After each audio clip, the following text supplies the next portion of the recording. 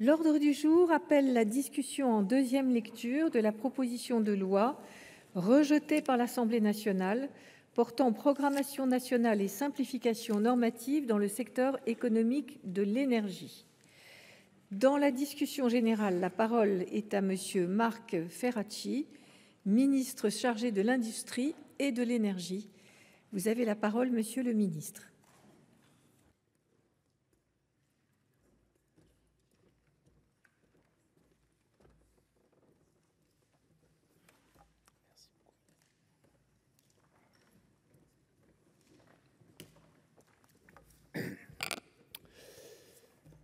Madame la Présidente de la Commission, Messieurs les rapporteurs, Mesdames et Messieurs les sénateurs, et je me permets de rajouter un mot de bienvenue à la délégation venue de Suisse. En tant qu'ancien député représentant les Français établis en Suisse, eh bien, je suis particulièrement sensible à votre présence. Il y a des lois qui façonnent notre avenir, qui creusent des sillons durables. Celle qui nous réunit aujourd'hui appartient à cette famille décisive. Car derrière les chiffres, derrière les objectifs, derrière les articles, nous parlons d'une chose essentielle, la capacité de notre pays à produire son énergie, à maîtriser son destin, à tenir sa place dans le monde. Nous parlons d'un choix de société qui nous engage pour les décennies à venir. Et ce texte doit nous permettre de faire ce choix, lucidement, collectivement. Car l'énergie n'est pas un luxe, c'est une condition pour que nos usines tournent, pour que nos territoires innovent, pour que nos concitoyens puissent vivre, se déplacer, travailler. C'est aussi un levier stratégique, un socle industriel, un choix d'avenir.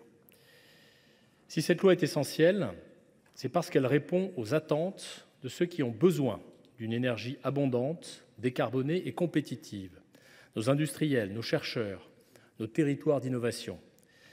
Elle est essentielle pour tous ceux qui veulent produire ici, en France, pour tous nos compatriotes qui travaillent dans la filière de l'énergie française. Nous leur devons une loi solide, une loi lucide, une loi tournée vers les solutions, une loi qui assume de planifier, de produire et d'investir. Ce texte doit donner à notre pays une orientation claire en matière d'énergie. Et je veux rappeler ici les ambitions du gouvernement. Elles sont simples, elles tiennent en deux convictions. La première, c'est l'urgence de sortir de notre dépendance aux énergies fossiles importées. Cela signifie plus d'électricité. Et pour y parvenir, il faut dépasser les vieux clivages. La deuxième, c'est que cette énergie compétitive et décarbonée doit être un levier au service des Français et de l'industrie. Voilà notre cap, voilà notre cohérence. C'est l'esprit de ce texte, c'est ce que vous avez su préserver dans vos travaux. Et je tiens à saluer ici le travail du Sénat. Depuis le mois d'octobre, nous avançons ensemble. Je mesure l'engagement du sénateur Grémillet, le sérieux des rapporteurs Alain Cadec et Patrick Chauvet, la qualité du travail de la Commission des affaires économiques, et je n'oublie pas non plus l'investissement de ma prédécesseure, ministre de l'Énergie, Olga Givernet. Ici, vous avez su dépasser les clivages, vous avez su préserver l'essentiel. Ce travail responsable, cette méthode, cette exigence sont absolument indispensables. Ils ont permis des avancées majeures. D'abord, la relance historique du nucléaire. Le rétablissement de l'article 3 n'est pas un détail. Lui qui avait été supprimé en commission à l'Assemblée nationale, il revient ici par la force de l'évidence. Et c'est une avancée décisive. Pour la première fois, des objectifs clairs et ambitieux sont gravés dans la loi. 27 gigawatts de capacité supplémentaire d'ici 2050, 6 EPR2 lancés d'ici 2026, 8 EPR2 supplémentaires d'ici 2030, et la perspective de la fermeture du cycle du combustible. C'est un choix stratégique, une boussole pour notre politique énergétique. C'est une promesse pour les 200 000 travailleurs du nucléaire. C'est un signal fort pour toute cette filière. Et cette relance n'est pas une ambition théorique, elle est concrète, elle est déjà engagée. Le Conseil de politique nucléaire du 17 mars a posé les bases de son financement. L'État et EDF ont finalisé un projet d'accord. Le conseil d'administration d'EDF l'a validé à l'unanimité. Et le grand chantier EPR2 de Gravelines est lancé. Le message est limpide. Nous avançons pour le climat, pour l'industrie et pour la nation. Mais le nucléaire ne pourra pas tout. Il est absolument essentiel de le comprendre. J'en viens donc au deuxième pilier de notre stratégie, qui se veut un mix énergétique équilibré. Car c'est cet équilibre qui garantira notre souveraineté, qui garantira notre décarbonation, qui garantira notre compétitivité. Là encore, nous en faisons le constat régulièrement. Notre dépendance aux énergies fossiles nous coûte cher. Économiquement d'abord, ce sont 70 milliards d'euros qui pèsent chaque année sur notre balance commerciale, et bien davantage en cas de crise. Politiquement et diplomatiquement ensuite, ces énergies fossiles nous rendent dépendants de pays étrangers, vulnérables au chantage, aux rétorsions, aux conséquences de conflits qui parfois nous dépassent. Ces dépendances, nous ne voulons plus les subir. Nous voulons agir. Et pour cela, il n'y a pas de raccourci. Moins de fossiles, plus d'électricité, plus vite. Cela nécessite notamment un mix énergétique équilibré combinant la puissance du nucléaire et le potentiel des énergies renouvelables. Ce sont ces énergies propres, complémentaires, qui nous rendront autonomes. Là résidera notre force. Et cette force, vous l'avez renforcée dans ce texte, avec l'article 5. Je me réjouis de la convergence de la Commission avec la trajectoire défendue par le gouvernement. 200 TWh d'électricité renouvelable d'ici 2030, 360 TWh de nucléaire, 297 TWh de chaleur, 44 TWh de gaz renouvelable injecté. Un mix équilibré, cohérent et responsable. Ce point est essentiel, car cela n'aura échappé à personne ici. Ces dernières semaines, le débat s'est enflammé sur la question des énergies renouvelables. L'idée d'un moratoire sur les projets solaires et éoliens a agité les esprits avant d'être rejetée par l'Assemblée nationale. Cette idée a inquiété les territoires, elle a menacé des milliers d'emplois. Et ces crispations n'ont malheureusement pas disparu avec le rejet du texte par l'Assemblée nationale. Elles ressurgissent aujourd'hui dans une tribune récente, une tribune dont je dois le dire ici, je déplore les constats et les recommandations à de nombreux égards. Et je tiens ici à poser les bases d'un débat documenté. D'abord, nul ne saurait ignorer la réalité économique. Défendre le pouvoir d'achat et la compétitivité, c'est regarder les chiffres et dire la vérité. Certaines énergies renouvelables sont aujourd'hui très compétitives. Par exemple, le projet Oriseo, ce projet photovoltaïque de grande ampleur que nous soutenons et que nous nous employons à concrétiser. Ce projet, sans aucune subvention publique, produira une énergie compétitive à 70 € le mégawattheure. Et il s'approvisionnera en panneaux photovoltaïques auprès d'usines françaises. Ce projet n'est pas un cas isolé. De nombreux autres pourront atteindre la maturité économique si nous levons les freins et si nous fixons un cap clair et surtout stable. Mais surtout, et c'est sans doute le plus important, nul ne saurait ignorer les limites qui pèsent sur la production d'énergie nucléaire. Le nucléaire est une force, c'est un pilier. Je n'ai, en tant que ministre, eu de cesse de le défendre, notamment en Europe, pour faire évoluer la doctrine sur le financement de l'énergie nucléaire. Mais ce pilier ne peut pas être le seul pilier. Il y a d'abord la question de l'eau, car le fonctionnement des centrales, vous le savez, en dépend directement. Il existe une température maximale à laquelle l'eau de refroidissement doit être restituée aux rivières ou aux fleuves. En période de forte chaleur, la température des cours d'eau augmente rapidement. Lors des vagues de chaleur, et nous savons tous qu'elles pourraient devenir plus fréquentes, les centrales doivent réduire leur production. C'est exactement ce qu'il s'est passé à Golfech et au Bugey la semaine dernière. La canicule de ces derniers jours a eu un double impact sur notre système électrique. D'un côté, une baisse de la production nucléaire.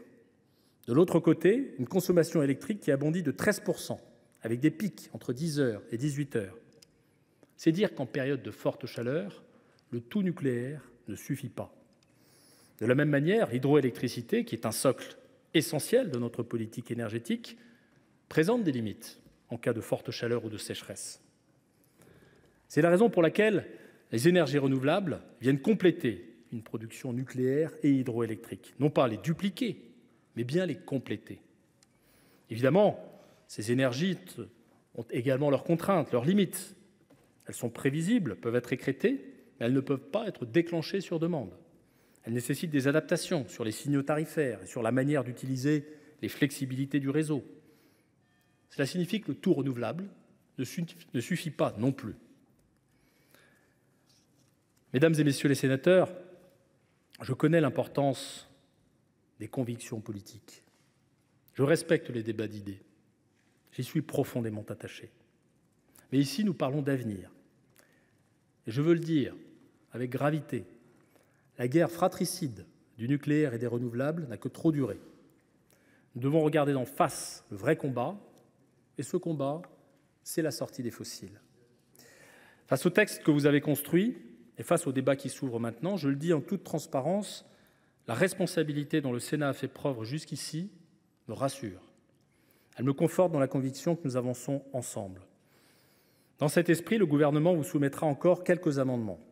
Sur l'article 5 particulièrement, nous veillerons à mieux intégrer le froid renouvelable dans nos objectifs de développement des énergies carbonées. Rafraîchir les bâtiments est devenu un enjeu concret, immédiat. Nous ne pouvons plus nous permettre de restreindre le champ des solutions. Mais au-delà de ce texte, je veux rappeler une ambition claire du gouvernement. Cela a été annoncé par le Premier ministre au mois de mai. Il s'agit de publier la programmation pluriannuelle de l'énergie avant la fin de l'été. C'est indispensable. Indispensable pour donner de la visibilité aux porteurs de projets. Indispensable pour lancer les appels d'offres pour l'éolien en mer et les investissements portuaires qui y sont associés. Indispensable pour que nos industriels investissent, que nos territoires planifient, que nos jeunes se projettent. Sans cette visibilité, il n'y a pas de confiance. Sans confiance, il n'y a pas d'investissement. Et sans investissement, il n'y a ni réindustrialisation, ni souveraineté énergétique. Cette boussole, elle est attendue avec impatience. À Lieu-Noirmoutier, où j'étais il y a quelques jours, les acteurs de l'éolien en mer nous regardent. Au Creusot, où j'étais il y a quelques mois, les jeunes qui se forment au métier du nucléaire nous observent. Dans chaque territoire, les élus, les industriels, les salariés nous le rappellent. Ils attendent de la clarté. Et la programmation pluriannuelle de l'énergie leur apportera cette clarté, cette stabilité, cette visibilité. Parce que notre pays a besoin d'une feuille de route énergétique claire pour sortir des énergies fossiles, pour produire plus, pour produire mieux. J'ajoute, et c'est un point important pour le ministre de l'Industrie que je suis, j'ajoute l'urgence industrielle à nous donner un cap. Des usines en France dépendent de ces énergies. Dans le nucléaire, le grand carénage et le nouveau nucléaire vont nécessiter près de 100 000 recrutements dans les années à venir. Dans les renouvelables, nous orientons les appels d'offres avec les critères de résilience pour faire émerger des chaînes industrielles en France. C'est déjà le cas pour l'éolien en mer. Les projets sont en route pour le photovoltaïque. Le signal de la PPE est puissant pour pérenniser ces emplois qui ont des effets d'entraînement positifs sur tous les territoires. Cette programmation sera aménagée par rapport à celle qui a été mise en consultation en mars 2025 pour tenir compte des débats parlementaires et des votes. Le gouvernement a entendu l'ambition collective de tirer le meilleur parti du nucléaire et je partage cette ambition. La cible de production pourra ainsi être rehaussée. En cohérence, la cible de puissance pour les énergies renouvelables, tant éoliennes que photovoltaïques, sera adaptée. Mais encore une fois, sans renier la complémentarité entre nucléaire et renouvelable, mais en cherchant le bon équilibre pour notre énergie et pour nos industries. Mesdames et messieurs les sénateurs, ce texte est un texte essentiel. Il doit tracer une voie, il doit fixer un cap, il doit donner un signal aux industriels, aux investisseurs, aux travailleurs et aux citoyens. Un signal de cohérence, de lucidité et d'ambition. Je sais pouvoir compter sur vous, sur votre responsabilité pour leur fournir les solutions qu'ils attendent, les solutions dont ils ont besoin. Je vous remercie. Merci.